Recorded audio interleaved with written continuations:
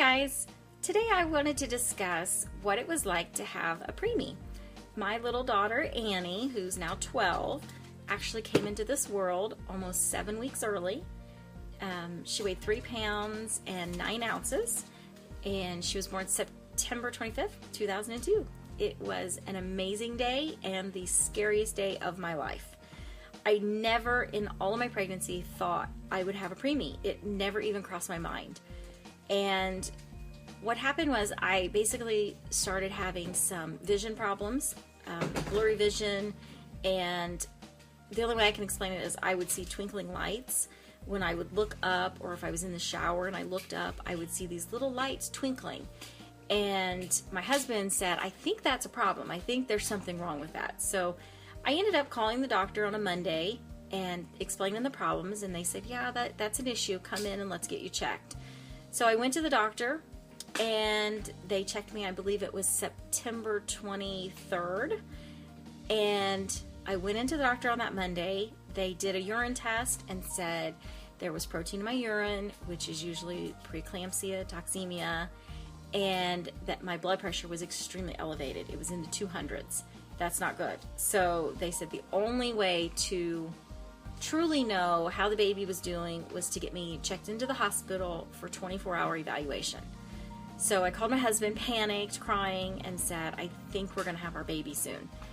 And he said, that can't happen. It's way too early. But it did happen. So I went to the hospital. They monitored me for 24 straight hours. And then the second day would have been the 24th of September. And on the 24th, we spoke to a couple of different doctors, and they said it absolutely is toxemia, preeclampsia, and the only thing we can do is ready your body for a natural delivery.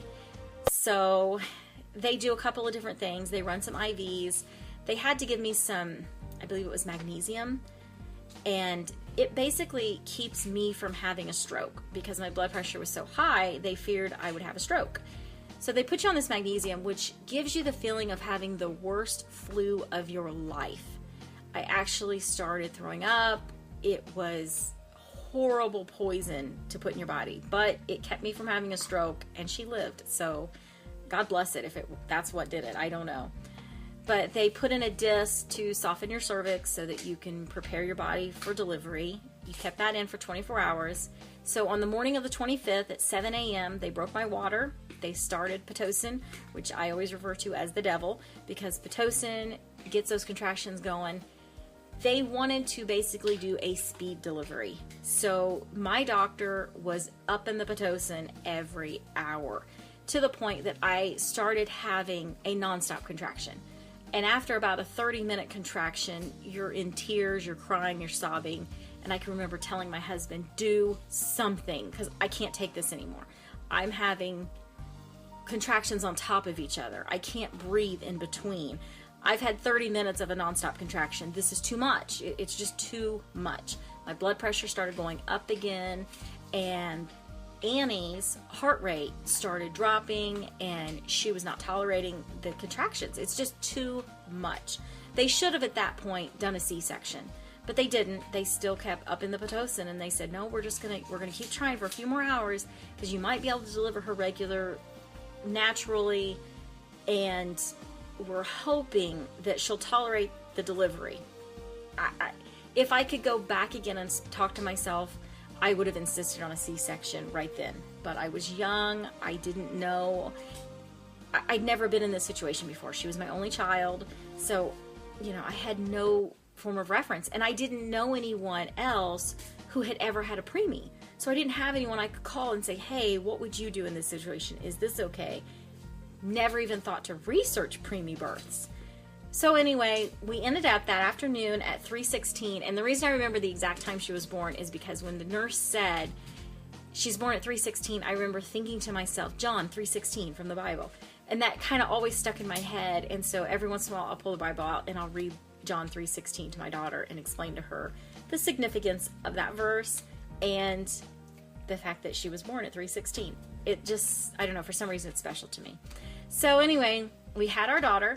She weighed 3 pounds. She was perfect in every way.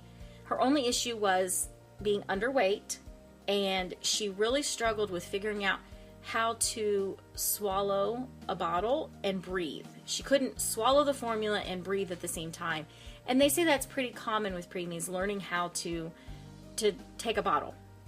They ended up having to tube feed her through, they put the tube in through her mouth and ran it into her stomach, but she kept yanking it out. She may have only been 3 pounds, but she was a feisty 3 pounds.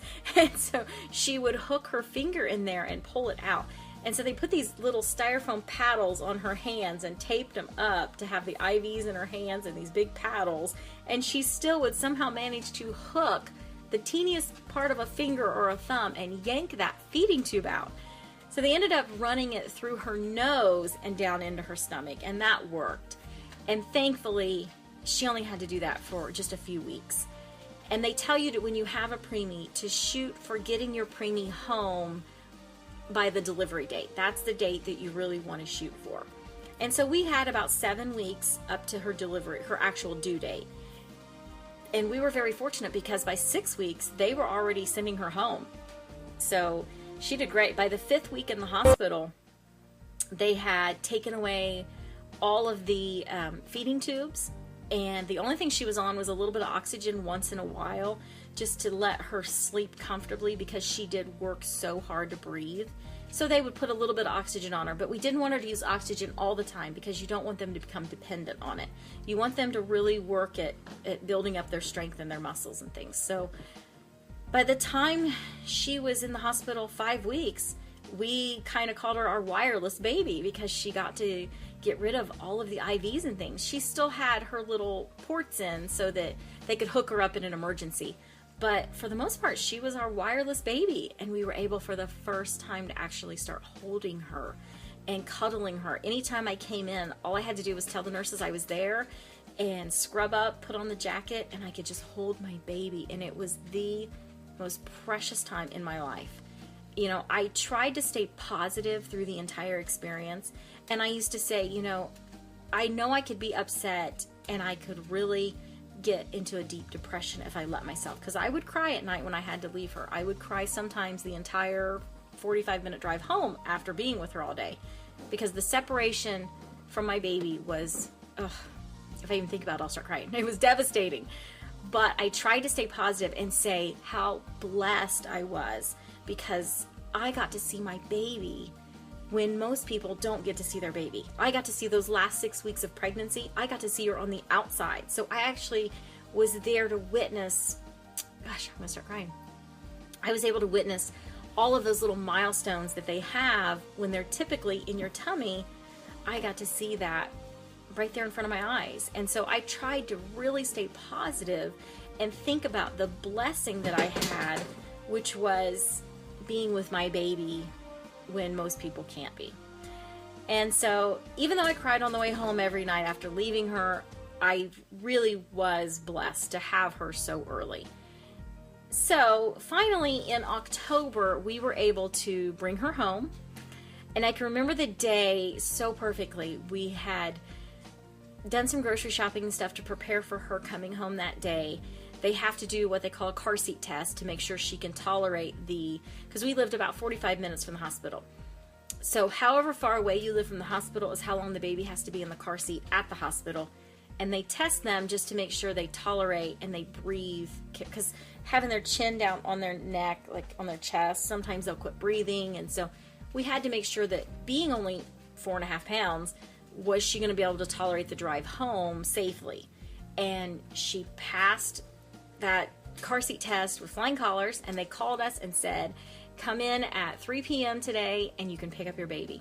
So we ran around and did a bunch of errands and got our diapers and our soy milk and all of the things that we would need to care for a newborn.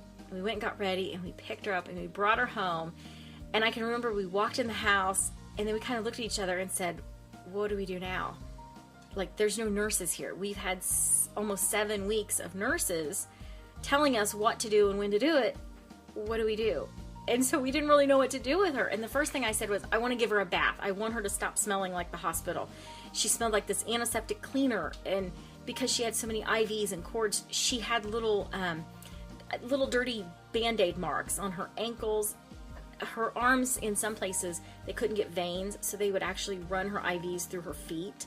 So she had all of these little Band-Aid marks, and they get dirt around it where the sticky part. And I said, I just want her to soak in a warm bath. I want to get all of this sticky Band-Aid stuff off of her. I want to bathe her, and I want her to smell like a fresh baby. So the first thing we did was give her a bath, and that was the most precious moments of my life, because I had this newborn baby at home finally, and she was so tiny. I'm going to try and have some photos put into this video so that you guys can see how precious she was. She was perfect. She had this fuzzy little red hair. It was so thin. You really can't even see it in the videos or in the pictures because it was so thin. But if you put the light on it, you could see it just had this hint of red. She had this beautiful red hair and these blue eyes. And I was in love. It is the most pure and perfect love you can have, I think. The love between a parent and their baby. And so we just spent the next 6 weeks cuddling her. That's all we would do, is just sit and cuddle her and have family time. And my husband actually didn't take his leave of absence from work while she was in the hospital. He continued to work through those 6.5, 7 weeks she was in the hospital, because he said, you know, when she comes home, that's when I want to spend time with her. I don't want to waste 6 weeks of leave and sit at a hospital. And so they actually let him delay his leave until she got out of the hospital, and then we had 6 weeks at home, just the three of us, and it was wonderful. And so I just look back on those times really fondly, and I miss them. I wish we could go back and rewind and do it all over again. Now, the struggle with having a preemie is the sleep deprivation. She could only hold down a few cc's of formula a day, or an hour, I should say. So she would hold down a few cc's of formula. If you tried to give her more than a couple of cc's, she would spit it right back up, and you'd have to do it all over again. So I would feed her the formula, and I'm talking itty bitty tiny amounts of formula. Feed her the formula, burp her, change her, get her in her crib. She'd sleep for 20 minutes, wake up, she'd need another couple of cc's, burp her, clean her up, whatever, put her back to bed. She'd sleep for 20 minutes, she's back up. This is 24 hours a day. It was cute, it was fun, it was lovable those first 8 weeks, 12 weeks when I was off work. But then I had to go back to work, and I realized, oh my God, what am I going to do? So I go back to work having slept a total of about 40 minutes a night, because I was up and down all night long. And I can actually remember being at work and having to use the restroom and falling asleep on the potty. I actually fell asleep and hit my head on the stall next to me. And my friend Amy was in the stall next to me, and she's like, "Are you okay in there?" I'm like, "Oh yeah, I'm totally cool. I'm fine." I didn't want to tell her I'm exhausted. And so if I could say anything to new mothers, or to even mothers of just a regular sized baby, but the only advice I could possibly give you is reach out to people, talk to your family and friends, and say, I need help. I'm dying here. I felt like I'm the one that had this child. I'm her mother, so I have to do it all. And I really struggled with sleep, and I kind of didn't enjoy a few weeks there because I was so exhausted. If I could go back and talk to myself and say, you know, yes, it is your child and you should do most of the things for her, but it's also okay to say, I'm human and I need a break. I need a nap. And I wouldn't let anyone help me. And it's not that I had people offering to help and I turned them away. Nobody offered because I never told anybody my struggle. I never said to people, you know, I'm not sleeping. She's, you know, and moms of regular babies are like, oh, I know what you mean. They're up every couple of hours. And I'm thinking, no, my baby's up every 20 minutes. And so if I could go back and talk to myself, I would certainly say, call out to a friend, call a parent or grandparent and say, please help me. So anyway, that's my baby story. She was very preemie, but perfect in every way. And my advice would be, if you have a preemie, ask for help. Don't try and do it all yourself. Don't be a hero, because you will really enjoy life so much better. if you take the time to ask someone to help you. Even if it's just a half an hour nap a day, it's such a blessing. So that's my story. I will probably share more of photos and fun times raising Annie later on, but I just thought I would share that little bit of what it was like to have a preemie. So I hope you enjoyed. Please thumbs up and subscribe, and I'll see you guys next time. Bye, Maddie.